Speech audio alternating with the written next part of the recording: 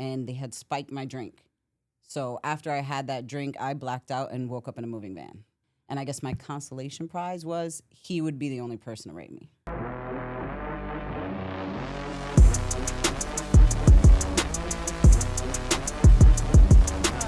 It's Kyle from Federal Prison Tips, and we are back with 10 Toes Podcast. I'm Kyle Sandler, Federal Prison Tips, with my co-host Jason Botchbag, 8 Up. We got a good guest on today. We have back-to-back amazing guests. We do.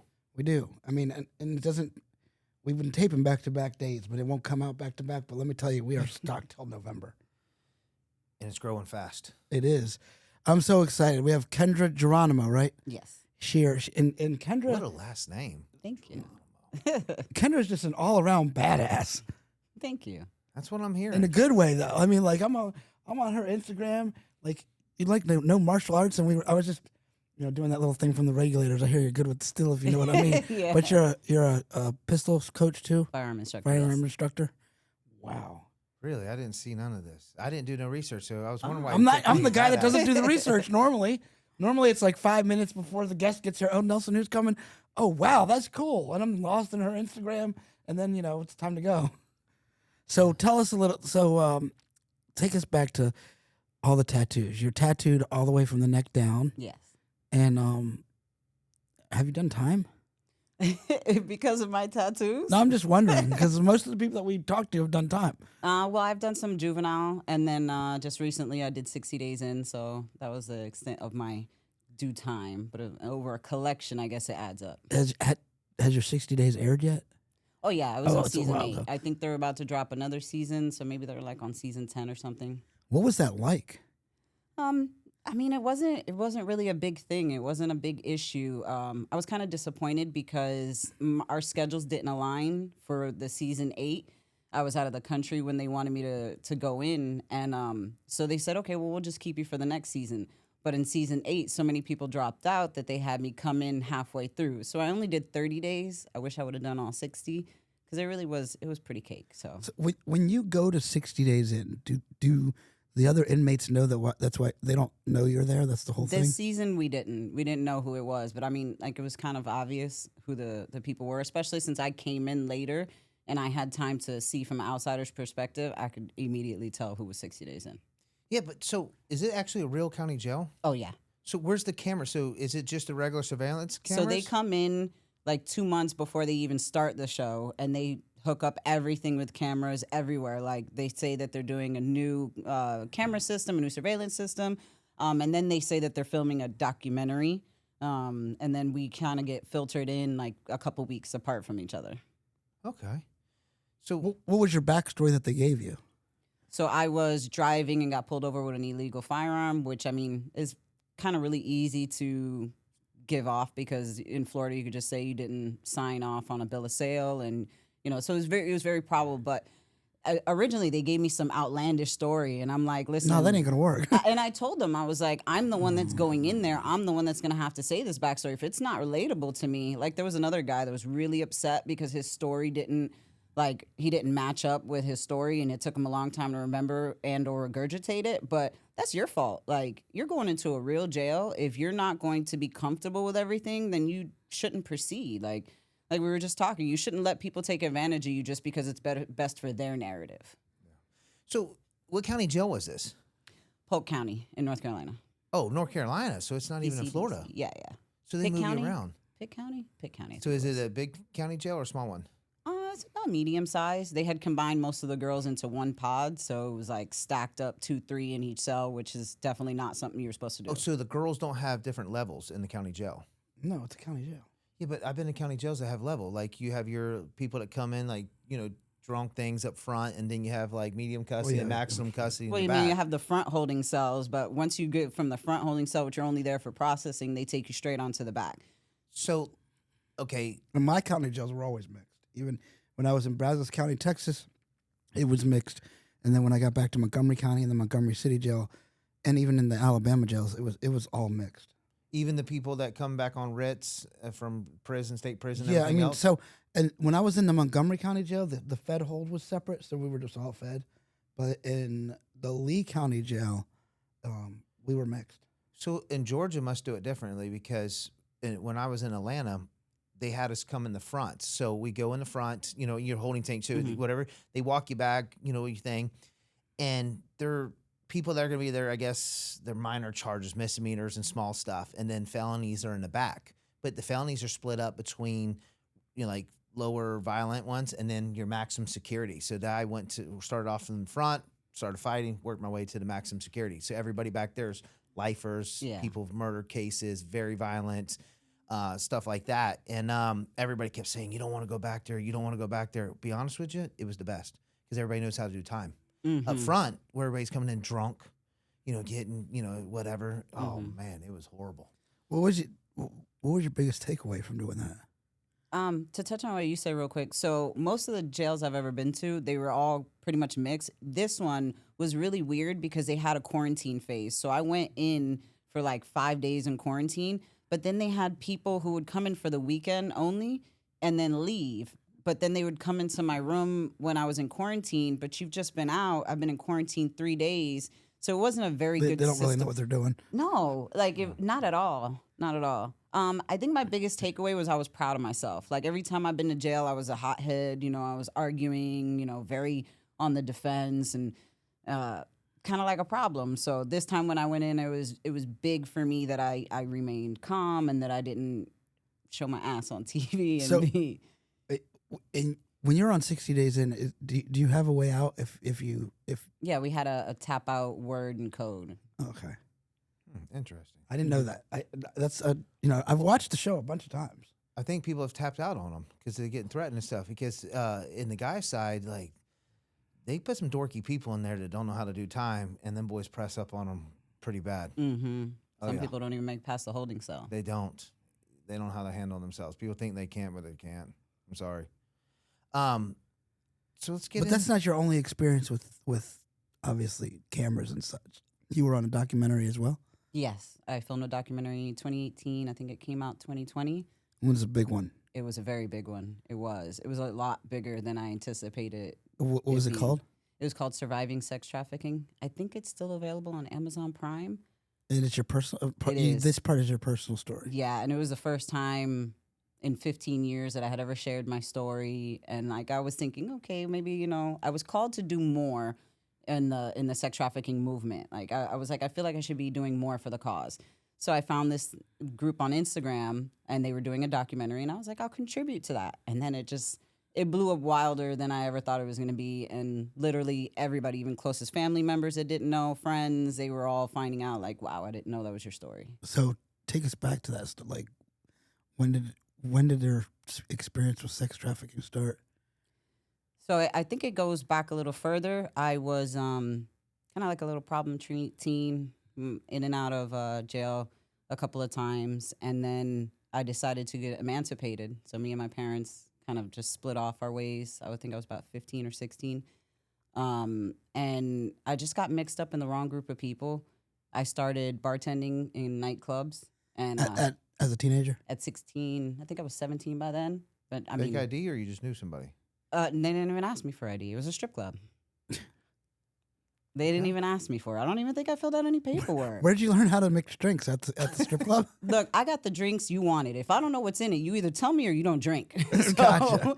Like, it's not like it's an upscale bar where you have to make, you know, a special drink and you have to smoke it. And no, like most people are ordering Hennessy or vodka and cranberry. And who knows? You know how to pour a drink into a glass, duh. Mm-hmm. So how'd you score this job? I walked in and asked if they were hiring. Really? Mm-hmm. Well, because remember, I was emancipated, and I was so I got in more trouble. I grew up in New Orleans, and I was getting in a lot of trouble there. And my brother and my family lived in Florida, and he said, "Look, you need to just move out here so you can, you know, be closer to family and stop getting in so much trouble." So I was like, "All right, you know, I'm gonna move out there." And I think the club was like, you know, not far from my house, and I needed to start being able to support myself financially so I could get my own place, car, and I mean, you know, you have to support yourself somehow. And that was just the easiest, quickest job that brought me the most income. Do you ever start dancing? I did. They always do. It seems like they always started as a cocktail waitress. And then that money and the lifestyle pulls them right on in. Yeah. And then, you know, you get the propositions from Pims, from Johns to, you know, leave the club. And I was like, this is what I do. So you take it or leave it. And I was just very Very like that was the theme of my childhood. I was loud and ignorant, and the louder you are, the less you see what's going on around you. I So agree. that was when the person that I had kind of like told no, leave me alone very aggressively. That's when he saw his opportunity to take me. What age was this? I was 16. Oh, so it wasn't very Was long I after you started 17? working there. I was 17. 17. Was he doing this to other girls? So I didn't know until years later, like the length of his story and how long he had been doing it. They actually made a documentary about him, Really? which is what I saw later after I got away. And I had seen, he had been doing it long before me, and he had been doing it after I got away also. Give us, what is his age or like what? Went, maybe he's in his 50s now? So Oh, so he was an older man. is this, Well, I mean, I'm in my late 30s, so so No, he's I'm in talking his about at the 50s time now. of this So happening. Yeah. when you're Yes. 16, he's like I 30. think I was like 17. Yeah, Okay. maybe over 30. And so he sees you at the club. He's like, "Hey, you want to make some extra money?" Or Exactly. You want to and travel you're, the and you're world. like, "Nah, this is what I'm doing." I'm like, "Nah, you want to come with me?" Yes. And so I shut him down, and then there were some girls that came to hang out, and they're like, "Hey, this is what I was living in Orlando at the time." And the girls were like, "Hey, have you ever been to Miami? You can make more money in Miami." I think it was New Year's, and we were doing the countdown, 3, 2, 1, and they had spiked my drink. So after I had that drink, I blacked out and woke up in a moving van, Holy and shit! he was driving. Like this is real hardcore sex trafficking. This is even just like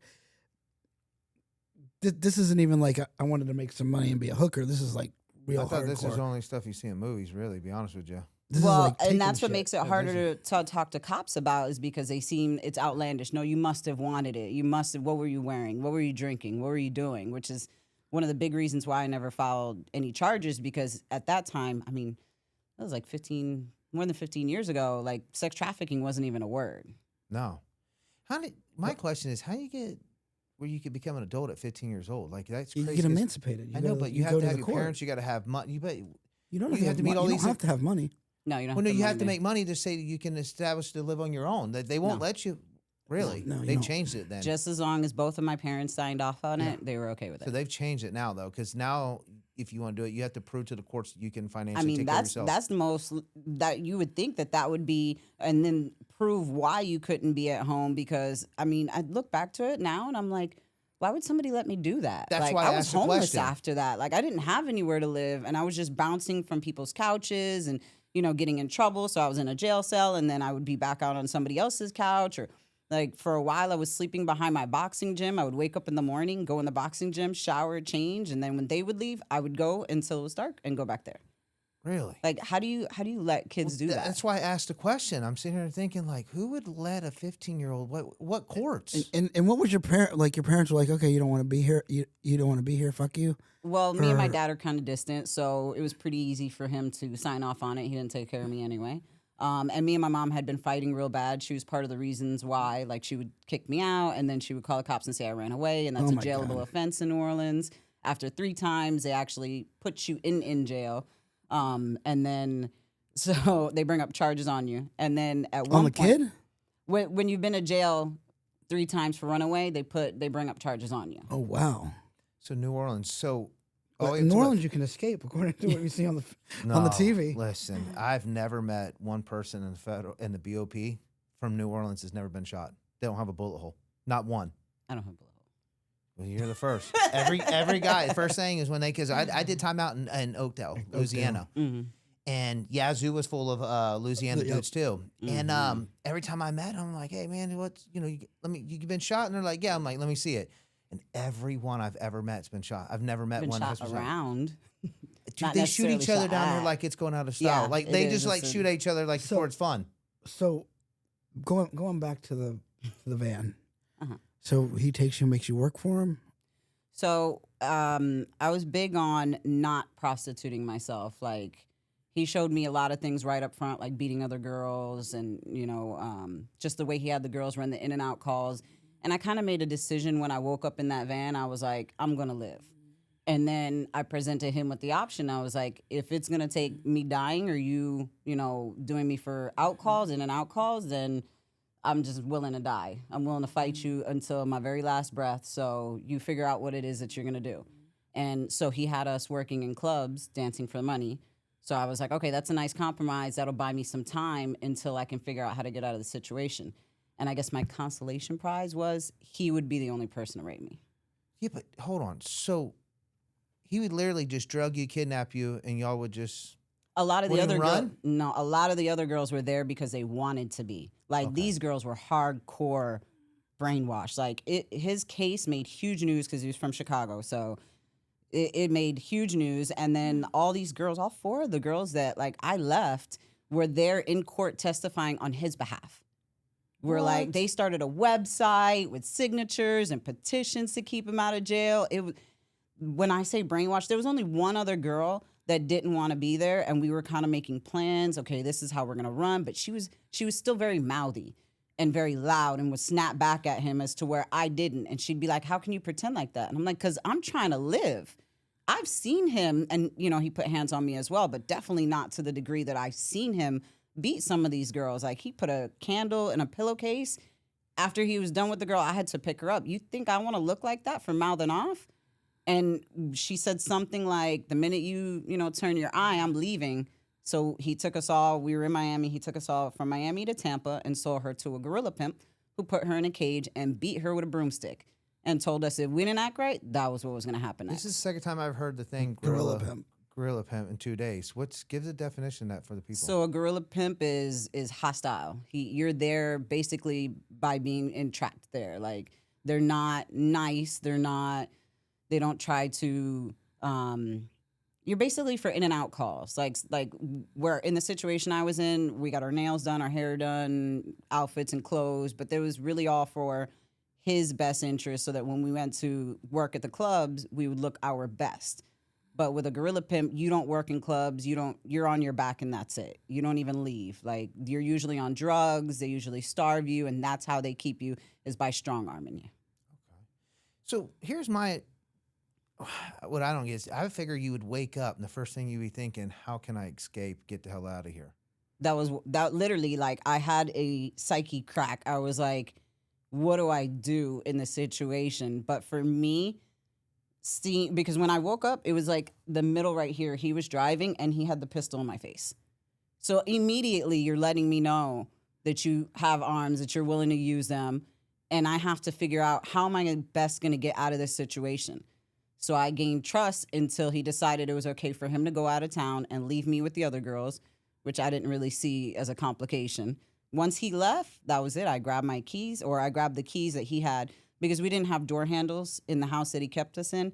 They were just two-way locks. Like in our bedroom, the back door, our windows were nailed, the front door, everything had a key. And his bottom had the key. So when he left town, I got out my room, took the key, and that's how I was able to leave. What kind of neighborhoods are these in for this to go on? Nobody's noticing? So I went from Miami to Tampa, and then Miami all the way up to Myrtle Beach. Oh, wow. So And who's then- moving you around? The definition of trafficking.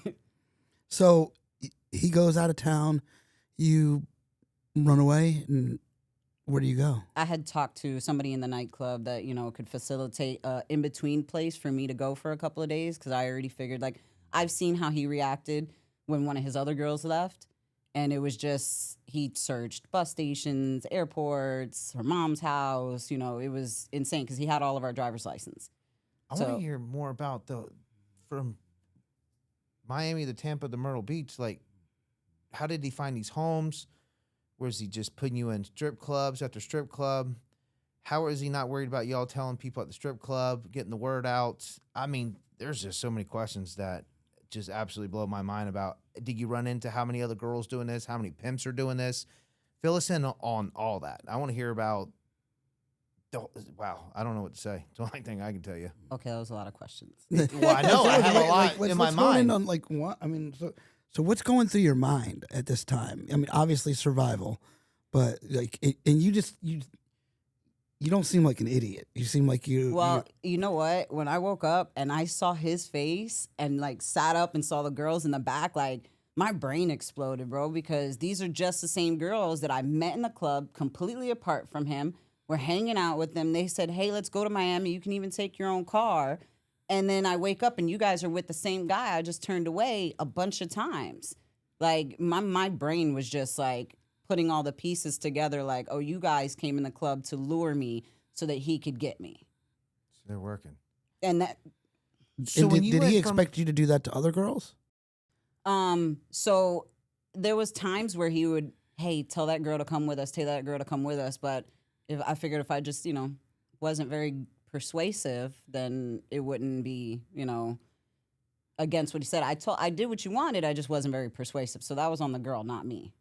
So my next question, so when you went from these house to house, was he renting houses or how was he getting the houses and he would go in and change all the locks in them as soon as he got them? So in most of the places that we went to, we stayed in hotels.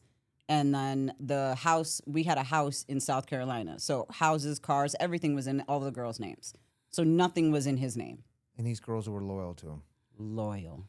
Did he pay him good? I mean, So they had to work for their own money, but you didn't keep any money. Like, you had a quota that you had to make every night, and he takes everything. He provided them with hair, nails, a place to live, and their simple minds I guess they thought that was okay.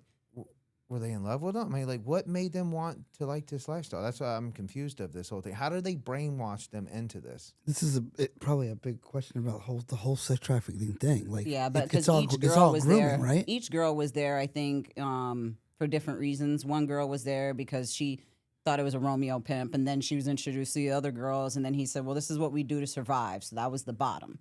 And then one of the girls was just a very quiet little white girl, very timid. I think she came from like Kentucky or something like that. And he took her out of a poor lifestyle and then used the guilt against her, like, okay, I gave you this and now you're acting like this. Like, I could have left you in that trailer trash home that you came from. And then another girl was there. Well, all of us at some point were drugged, like very heavily, ecstasy, alcohol. We were expected to do these things. And another girl, she looked very strung out. She didn't last around very long, though. So everybody there had their own guilt against every one of us to try to keep us there. Huh. What was yours? I mean, obviously, you guys are. In my opinion, you're over here fighting your parents, getting out from living with your parents. You can't be taken to this very well. You guys got to be like oil and water. Well, Or oil and vinegar. I don't know he what the didn't saying think is. that, because I'm telling you, I think that was the only argument that I really put up, was that I wasn't going to do in and out calls, and that like the other girls were super mad about that too. But I was the only Spanish girl, so he's like, oh, I got to keep my little Latina, and that was our compromise.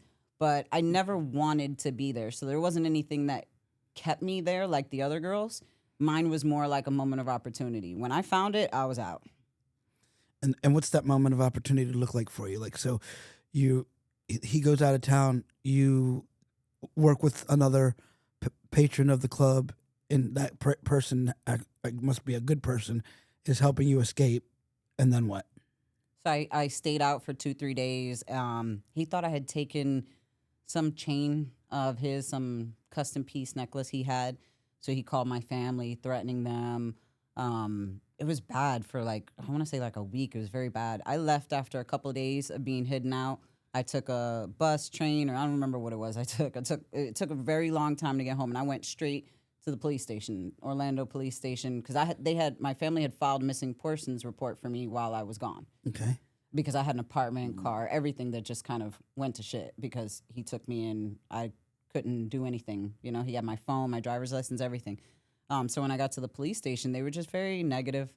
It was my fault. I must have just taken off, how irresponsible I was. So, I decided that I was just going to head home and pick up the pieces and try to figure my life out. So how did he know to get contact your family? How did he do that? He had my cell phone. Okay. Because he was the one that answered, when the police were calling, for the missing persons report.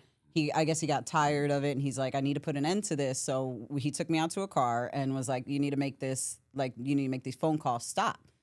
And, I got on the phone. I guess you could see it in my eyes where I was like, I'm going to fucking say something. He pulled out the gun and put it to my head and was like, don't play with me. So I had to tell the police. But, I sounded scared, So I really don't know.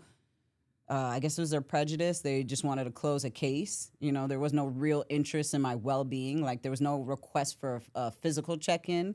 It was just like, oh, you're okay? Cool. Case closed. Yeah, I'd be honest with you. It's like me. I'm lost in this whole thing and how it goes. I don't think a lot of people understand the sex trafficking thing to a certain extent. And you hear so many stories about the girls. He kidnapped her. Yeah, I know. They kidnapped her, but she says the other girls were He kidnapped. kidnapped them too.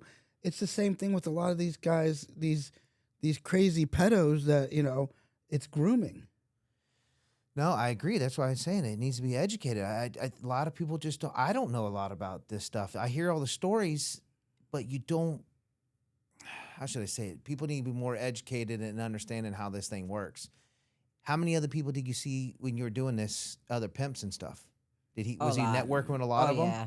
Oh yeah. So there's how many girls you think are doing this stuff? A lot. A lot. Really? Yeah. I mean, we've been to prison with a bunch of these guys.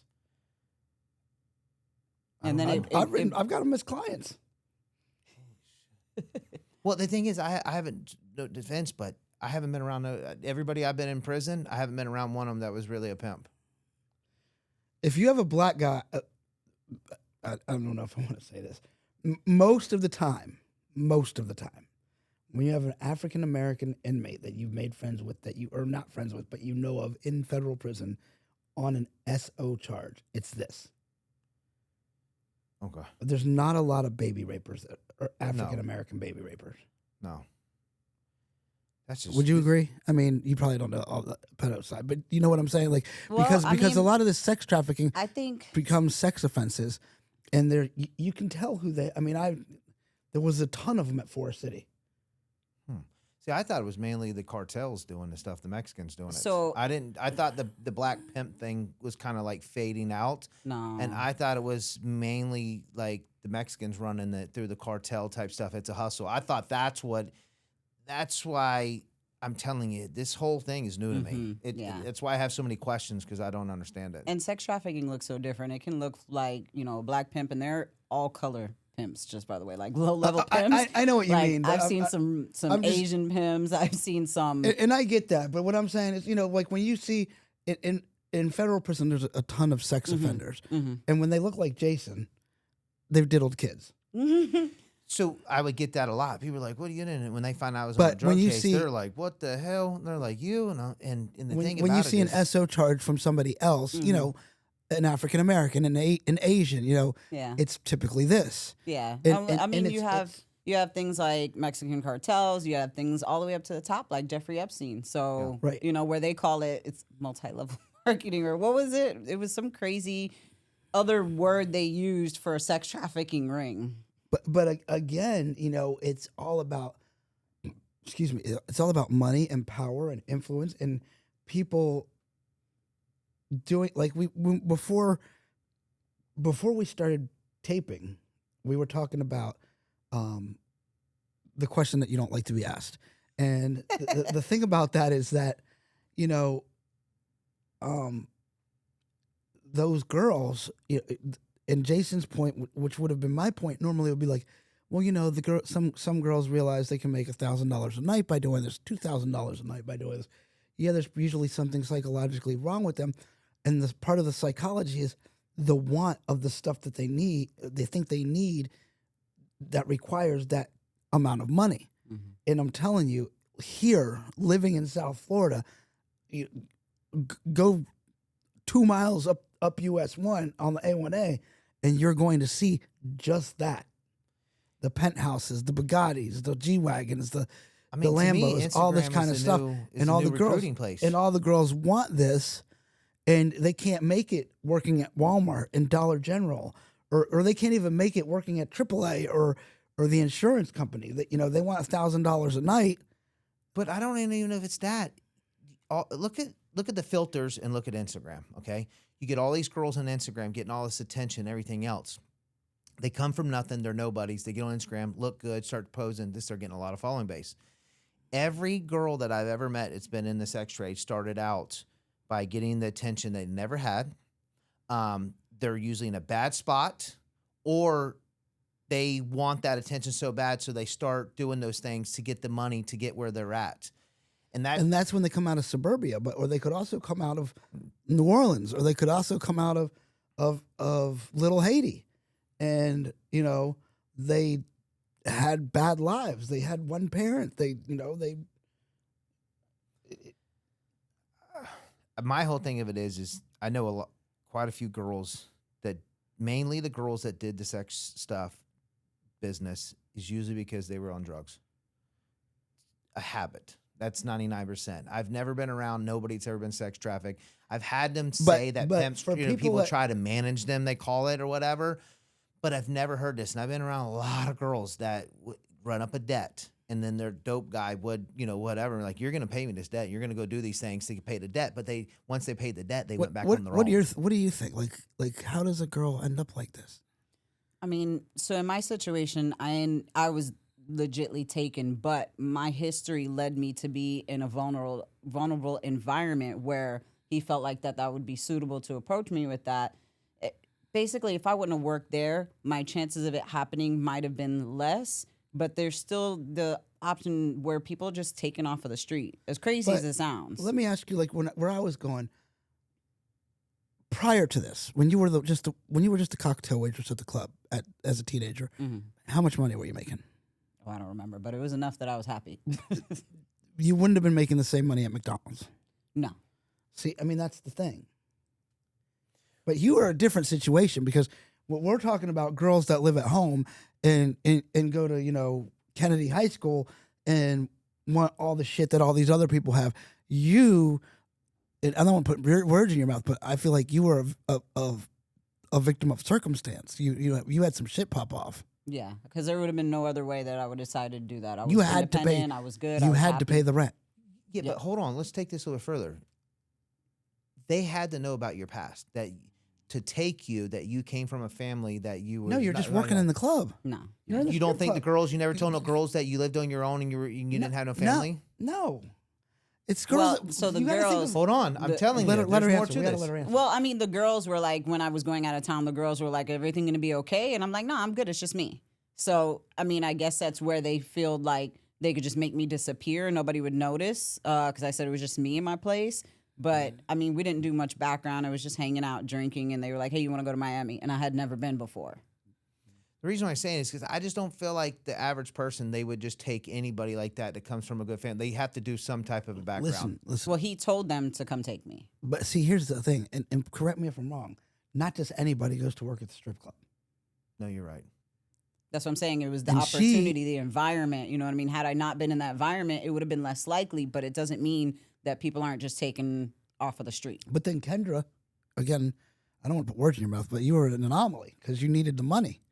And actually, I would applaud you for going to get the job as a cocktail waitress as a teenager, rather than slinging dope or robbing people or prostitute. I mean, at that point in time, you could have been prostituting yourself. Very much so.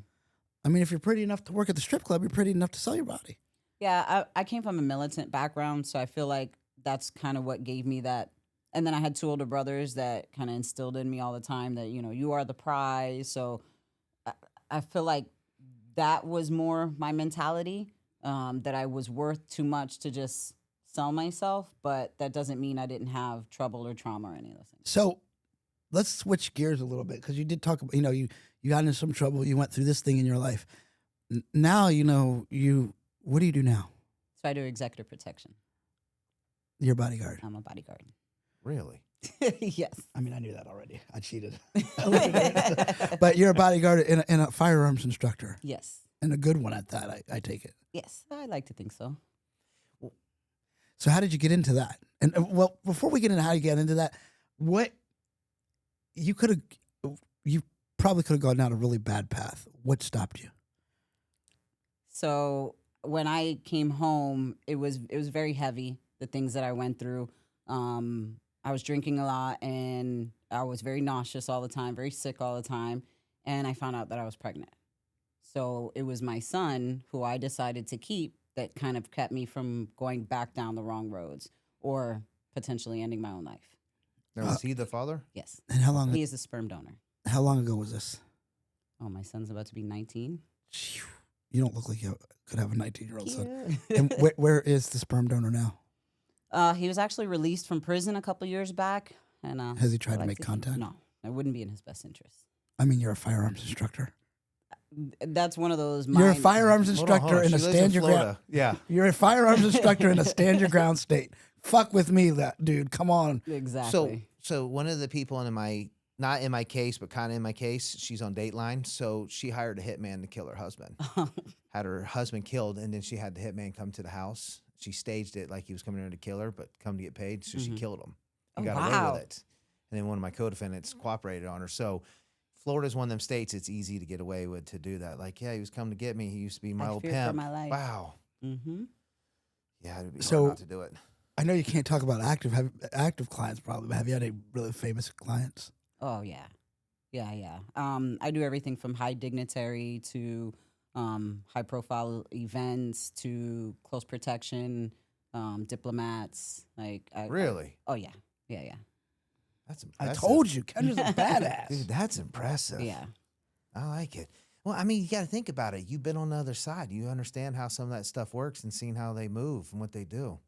Again, I think it was just how I got into security. Like I just was good at it. Like I grew up in a militant family. You do what you're told. You execute as as you're directed, and that's pretty much the basis of security. This is your mission, and you complete it. And I kind of just took off with that. One day, my homegirl was like, "Hey, we need an extra at space," and I was like, "Sure." And I've been doing it since 2010. I worked my way up from nightclubs to EP, and I mean, I'm good at it. Do you have a spidey sense like when shit's going on, popping off around people? That's what they pay me for. Right. She said she has a good That's- your background's for that. Yeah. Do you ever get girls that reach out to you that are like maybe in the midst of being trafficked? Are you ever in those kind of situations? where you can help When people? I started telling my story was when I got an outpour from everybody. I hear this a lot. I've never told anybody this before. So it's a big privilege for people to be able to share with me because I had never told nobody my story until I did the documentary, or maybe like very, very few people. So it's an honor to be able to hold a safe space for them where people won't judge them or Right. ask them silly questions. Here's my question to you. Have you ever thought about doing some type of charity thing for girls that are in this that reach out to you and you go rescue them because of your background? So I actually have a nonprofit called Liberation Team. We do a lot of seminars on education basis, things for Leo. We've done elementary, middle, and high school, and just general public where we educate them on the signs of sex trafficking. We participate in searches, and we've actually brought some girls home. So I'm very happy for that. I'm very happy to see they're back home in happy environments. But we've also lost some, where it's like the police wouldn't move quick enough. So it's very frustrating. And I think I took some time after I came into a couple of blocks to kind of reassess how I wanted to present myself in that fight, knowing everything that I learned. The reason I say is because on TikTok they have those guys that set up predators, Yeah. and then they like beat them up on the thing, and they don't ever. I don't think they get arrested because it's like who's the ones that they're predators. Like, what are you gonna do? Call the cops? You're here trying to get a 13-year-old, and they're not gonna call the cops on themselves. They got the evidence. So I'd figure like girls would reach out and be like, "Hey, this is where I'm at. What's doing? Can you please come rescue me?" And you come, like do some crazy shit and get them out. I'd be doing it all the time. like a superhero. Well, no, I'm not saying that way. Think about but, it. If some shit went down, I- I don't think people are the law enforcement's gonna be like, yeah, I'm gonna send you to prison for the rest of your life that you just, took somebody out, whatever. Me and Nikki I were don't coming know. back from a trip a couple weeks ago at Fort Lauderdale Airport, and there was a couple dudes that looked like they were Eastern European, and girls that looked out of place, and you could tell that security and the feds were swarming to this gate because something looked off. You could tell by just the faces of we walked past them to go to the bathroom and to go to the little Cuban restaurant that me and Nelson love so much, and by the time we come back, there's all this stuff popping off at the gate, but you could just tell by just you watch the body language of some of these people, Head down. but they can't. But she in the same position. You can't tell. You can't tell, and then you can't have an ignorant police officer. What ate me up the most about your story, Kendra, is when you got back to Orlando and the police didn't give a shit, but yet they're over here on their social media talking about if you see something, say something. We care about you. We want to do this. That's all bullshit. I mean, you have your couple carrying cops, but man, like I've had one girl that she jumped out of the back window of some guys that were trying to take her. And immediately I went to her and we went to the police station and like they were grilling her from like the guy at the front desk called the detective and the detective was like, well, ask her if she drank tonight. And I'm like, why aren't we it doesn't having a matter if she drank face-to-face sitting tonight. in the back? And she said, yeah, I had one shot. The cop had the nerve to ask what kind of shot. What is that? Why aren't you, this girl is crying. She's distraught. She's just had some horrific thing happen to her. And instead of giving her the dignity and peace of mind of being in an enclosed space to share what happened, you're talking over the phone and in the middle of the waiting room. We both know why, but they should still have to do their job and go talk to them and investigate because a lot of girls do dumb stuff just like guys do and cry wolf and stuff like that. But that doesn't mean that they jumped shouldn't out of the back of a car, he said, right? Yeah, but they should still go investigate it and talk to everybody, and then they would get to the bottom of it. But for them not to do anything, it's just like everything else. They don't really care at the end of the day. They're there to collect a paycheck. Well, I had to tell the guy at the front, I was like, tell her she needs to come down and bring this girl into a back room because we're not answering any more questions over the phone where she has to say what happened to her in the lobby of the station. So he hung up the phone. She came down. She took her to the back room. And you're right. They never did anything about the case. So, but at least she did take her to the back room to give her that privacy, you know? It's crazy. But how long ago was this, though? I think like 2 years ago, 3 years ago. I think things have changed a lot in the last couple of years with the sex trafficking thing because I keep saying it all the time. It's the rich, powerful that are running this whole operation, and that's why nobody wants to do nothing because every time they get their grip on it, they get shut down. I have a question for you. You might not be allowed to answer it, and I'm not going to ask you any more than this question. Have you ever protected Diddy? No. Okay. No, there are a couple people that I really don't. Well, I mean, he's care down the here a amount. lot, so I'm just. If I don't agree with some of their morals and their values, I won't guard them. Money's money. Let me I ask you a respect court that question. a Let me lot. ask you a court question, though, not about that case, but about something that happened in the case. You sign NDAs for these clients all the time, right? That's a normal thing. Because when me and Nelson went to the Diddy trial as a guest for Nicole Westmoreland, you know, it was the day the bodyguard, the guy they had hired for security, was testifying. And the government was making such a huge deal.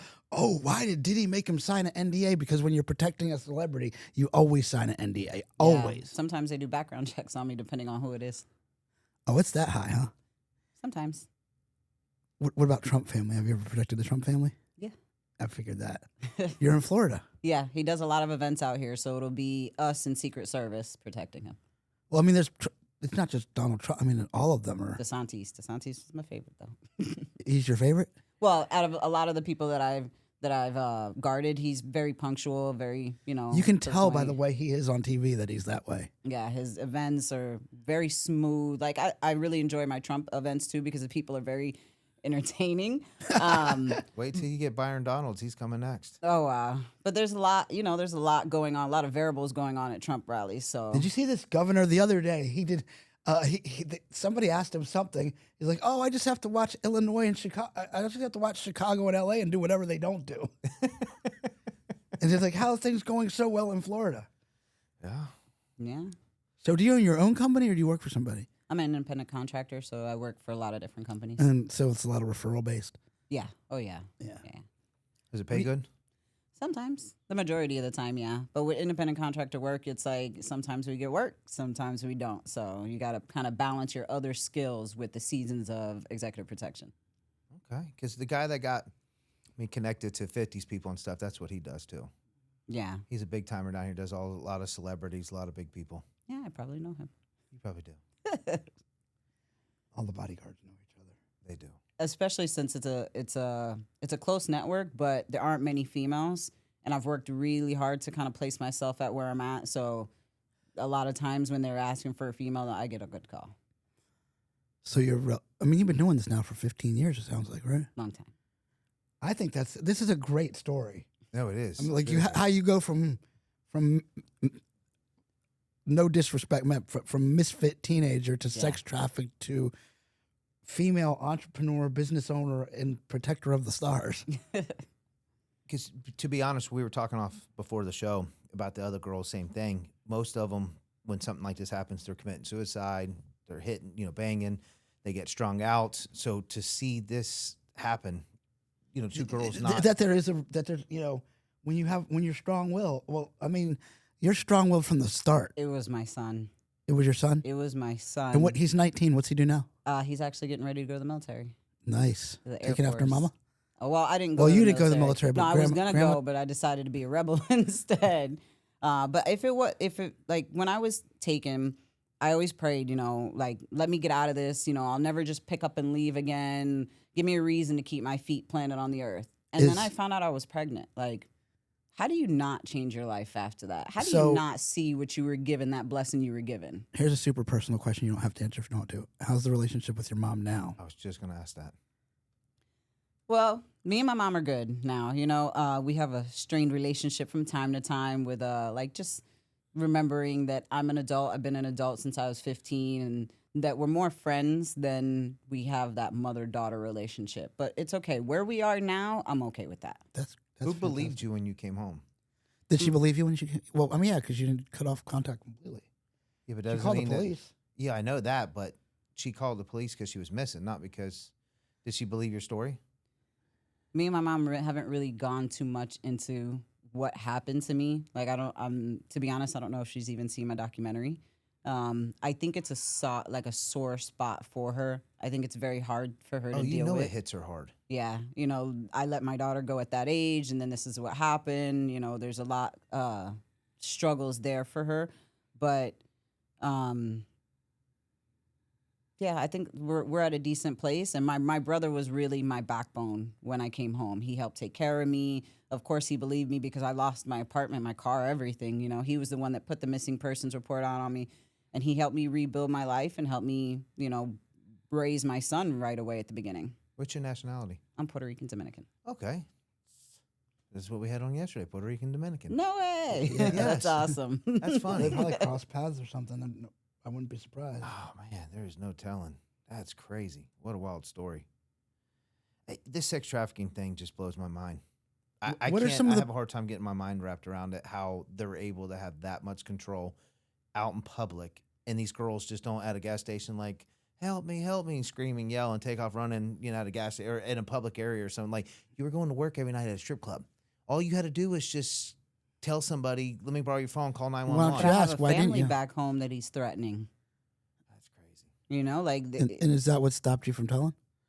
Oh, 100%. I feel like if I would have left any other way than the way I did, it would have brought a lot of problems back to my house. Because even after I got back, like that initial week where he thought I stole something, and then I guess he found it after, but he was still threatening me and still coming for me and still coming after me. So, it's definitely something you have to take into consideration. It's not just you out there. He had my ID, and I shared a place with my brother, so that's not just my residence; it's my brother's residence. You really think he would have took it to that level, Yeah. not being a gorilla pimp? I think it was just all talk to scare me, but he did a good job because I was very scared when I came home. So you said he just recently came home from prison. How long was he sentenced to? 15 years for doing the same thing after You. After me, yes. So you weren't the victim in his case. No. So how I did never he filed get charges. busted? And so I saw a documentary on I don't remember what platform it was on, and he was in it, and he had been finally arrested for trafficking somebody like right up the road from where I lived. And like when I left him in Myrtle Beach, and I came back to Orlando. Then I decided to move to Miami, but to find out that he had been like right in my area while I'm just buzzing around living life, like it was a complete mental break again, because I had felt like I was safe for all these years. And he to was realize right around how the corner. vulnerable I really was is another reason why I kind of turned my tactical training up. What are some of the things that you tell you said you have spoken to like your nonprofit help has done some kid work. Like what do you tell kids? Do you tell them like tips on how not to get taken or what to do if you get taken? Or Well, nowadays it's really big on internet safety. So we talk about grooming. They have what is it? It's called Pics for posts, or I don't remember what it's called. But when they send you $5 if you send them a picture, And then they say, I'll send you $10 if you, take your sweater off. And they have like a little shirt underneath. And then, $15 if you take this. So now the kids are kind of getting groomed into doing this and groomed into doing something that it might discourage them from telling their parents that they did. So we just rebuild that trust between the kids and the parents, tell them how important it is when strangers are messaging you, not to speak to strangers online, not to speak to strangers out in the street, when they notice their friends being different, to tell their parents. That's really, as far as elementary grade level goes, that's really the most important thing, is building that bond between the parents and the kids. Middle school, it gets a little hiccupy, because then they start developing attitudes and independence and distrust in the police. So then we have to rebuild the police trust there, even though that's hit or miss. It's better than them not telling somebody they saw something. Yeah. This is eye-opening. This is almost on the level of going to federal prison, being around all the chomos, and how many people are doing this, and the people that are doing it. Like, I can almost got a radar now to where Kyle could tell you all of it. And you go to federal prison, you can be like, you come outside, you're like, he's a victim, he's a victim, he's all these guys. You can look at them, because when they come to the prison, they're walking up the compound. You can ask them 99.9% of the time, you're like, chomo, chomo, chomo, chomo. And they all have the same missing chromosome, the same look. It's the weirdest thing I've ever seen in my life. And they are people that you would never think. Am I right or wrong?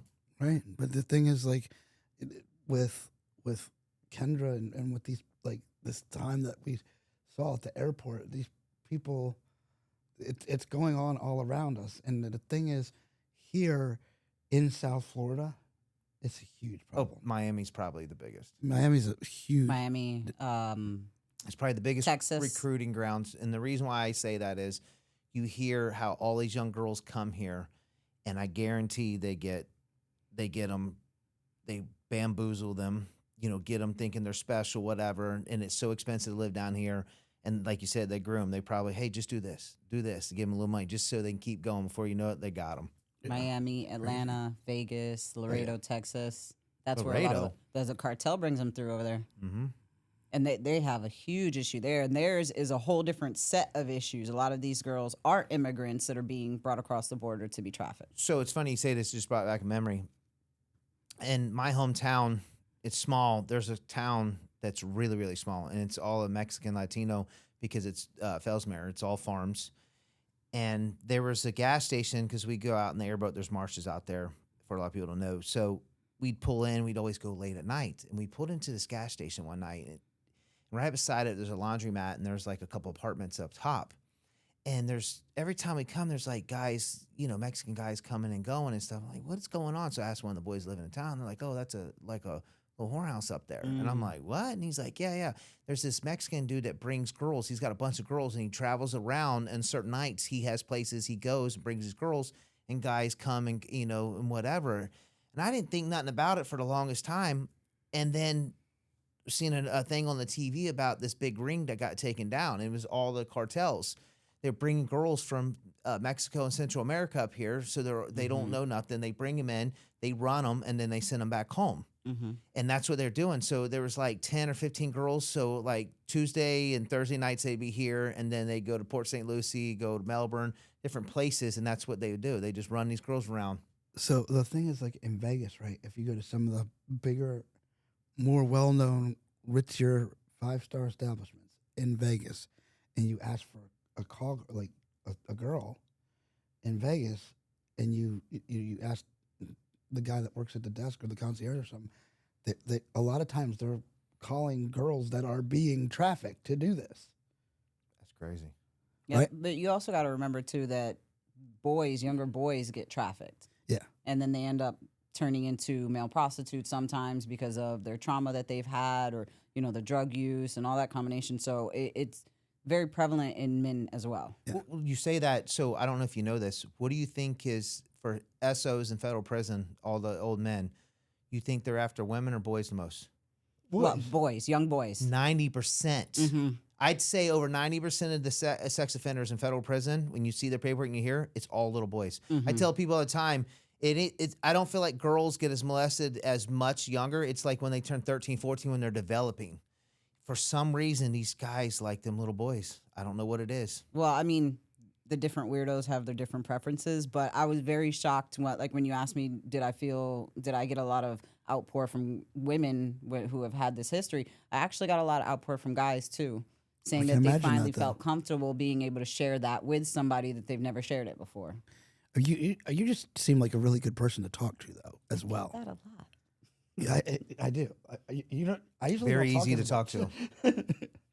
No, but have you written a book? Are you in the process of it? In the process, in the long process. I probably should make it a shorter process, but eventually. Well, do you have anything else? No, my mind's just still. Tell everybody your Instagram because you have a badass Instagram. My Instagram is Hustle Queen. That's my personal one, and then I have Liberation Team US. And that's the charity? That's the nonprofit. I also have Avert Em. I'll have to spell it for you. Yeah. That's the self-defense company that I run. I teach a lot of situational awareness, and then I teach some self-defense moves that are really easy for girls to grasp so that they're able to protect themselves, to prevent themselves from becoming victims. But I mostly do a lot of stuff off of Hustle Queen. That's awesome. I love the name. Hustle Queen. Well, I'm Kyle. I'm at Federal Prison Tips. Jason at 8UpJ. And we'll see you next time at 10toespodcast.com.